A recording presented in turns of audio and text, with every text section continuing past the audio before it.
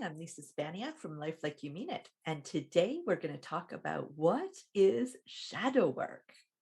So, this video is going to be in three parts. First, we're going to talk about what shadow work even means. Second, we're going to look at what shadow work looks like. And in part three, we're going to look at what you can do to help yourself through your shadow work. So, let's get started.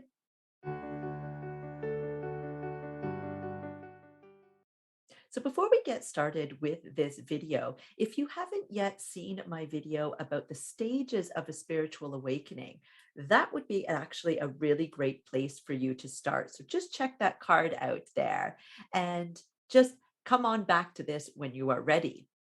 Another video that you would find really helpful is the hardest part of a spiritual awakening, which speaks all about the dark night of the ego, which essentially is all the shadow work. So, that too is an excellent video for you to watch. So, click that card there to see that one.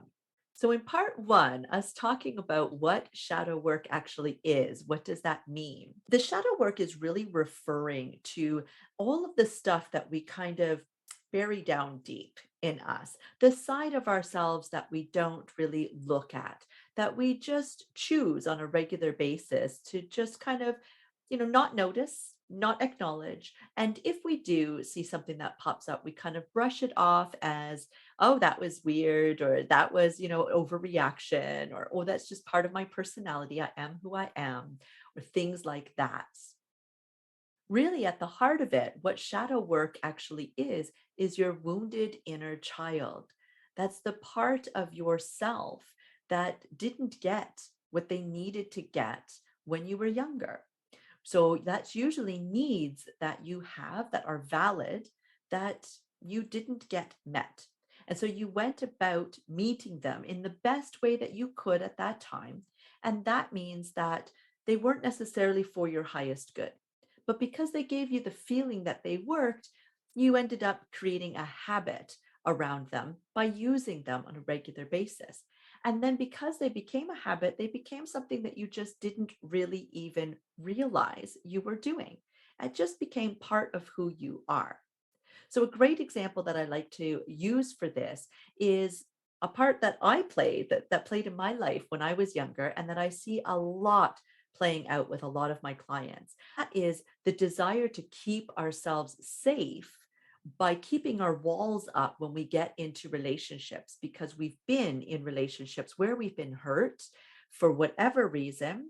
And we build up this wall that we specifically say, well, this will keep us from being hurt, right? This will keep me safe. Now, there may have been a time earlier in your life when having that kind of layer there, having that detachment from what was going on around you was beneficial. It might be that it just gave you the illusion of being beneficial, the illusion of being safe. And you still interpreted that as being safe. And so it's your go to now. It's something that when you are entering into a new relationship, whether it's friendship or romantic relationship, those walls are up as a way to protect yourself and keep yourself safe. The problem with that is that in meeting the need to keep yourself safe, it's at the expense of all your other needs. We have needs to be loved, accepted, respected, heard, safe, right? And many others. So, how do you allow yourself to meet the need of being loved, accepted, and respected fully if by meeting the need to be safe keeps all these walls up and detaches you from other people? I have another video where I talk about this in great detail. And so you can go and check that out here by clicking on this card. And that will take you to the video about how your needs are valid, but your behavior might not be. And so part two of our video is, what does it look like when we are going through some shadow work? And so this one is a little bit more challenging to try to unpack, because all of us are unique individuals that had our own individual experiences as we were growing up, right? And even, yesterday was obviously not today. And so we may have learned some more about ourselves and life and our place in this world between yesterday and today. And so a shadow work for you might look very different from what the shadow work looked for me. But generally speaking, we do have some things in common, which again, that video about the hardest part of spiritual awakening is accessed here from this card. And we'll go into more detail about this. But essentially, what usually ends up happening with shadow work is you start getting opportunities to take a look at these different habits that you have established for yourself. These opportunities do not always look like opportunities. They usually look like some sort of difficulty. So it might be something like something that you think that you have worked on, that you've moved past, comes back up, and you realize, whoa, that is still a trigger for me, right? There might be some new triggers that get pushed that you didn't even realize were there. There might be scrolling on social media and other people are posting up memes and things about, oh, you think that this is part of your personality, but it's really a trauma response. And it's something that you just were like, wait, what? That's not a normal thing. Not everybody thinks this way or does this thing. That's a trauma response. What? That's like a major part of who I am, right? You could have all kinds of different things that come up. It also could be reflected in the people around you. So, this is a really common one, and oftentimes a thing that people miss because it's so very uncomfortable. But because it's not you, you really fall into that trap of thinking this is just this other person and their stuff, and it's quite annoying, and I'm just going to remove myself from this situation.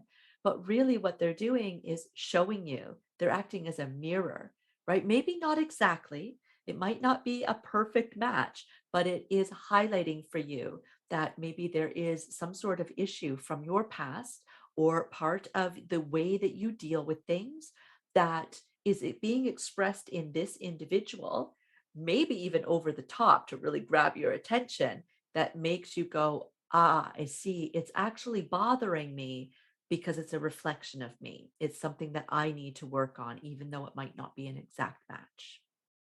Side note, if you like this video, and I know that you do, I've got a wonderful playlist for you that is all about doing shadow work. So, this very thing that we are talking about for every single one of our chakras, so that we can release what we are ready to release. And then we can also bring in things that we would like to bring in order to heal and create balance for each of those chakras. And each of these things that we're doing with the shadow work and the intention work is with the cycle of the moon. It's a beautiful playlist, and I would love for you to have a look at it. You can access it here in this card or through the link down in the description.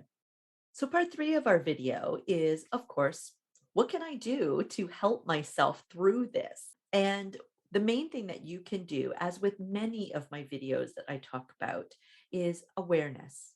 Raise your awareness, be open to the possibility that some of the things that you do, the way that you talk to yourself, the way that you act and react to different people, to yourself, to your circumstances, etc., that some of that may be habit.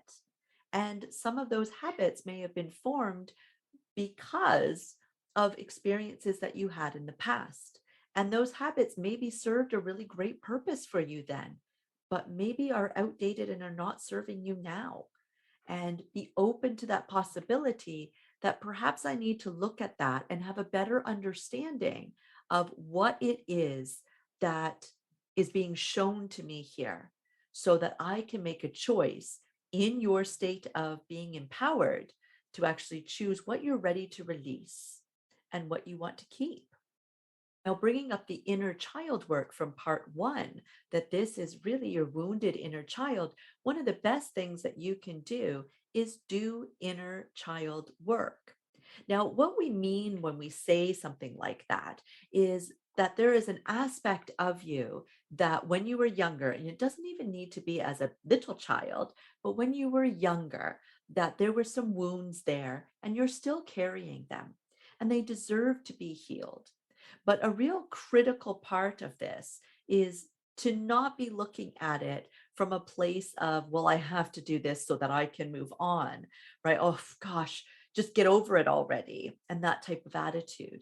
But to rather treat your inner child the same way as you would a little child coming to you, maybe your own child, maybe your niece or nephew, your neighbor's kids, right? What if they came to you and said, I'm really hurting, and told you what it is that they're hurting about? How would you treat them? Would you sit with them and try to help them work through it and show them that you're there and that you care?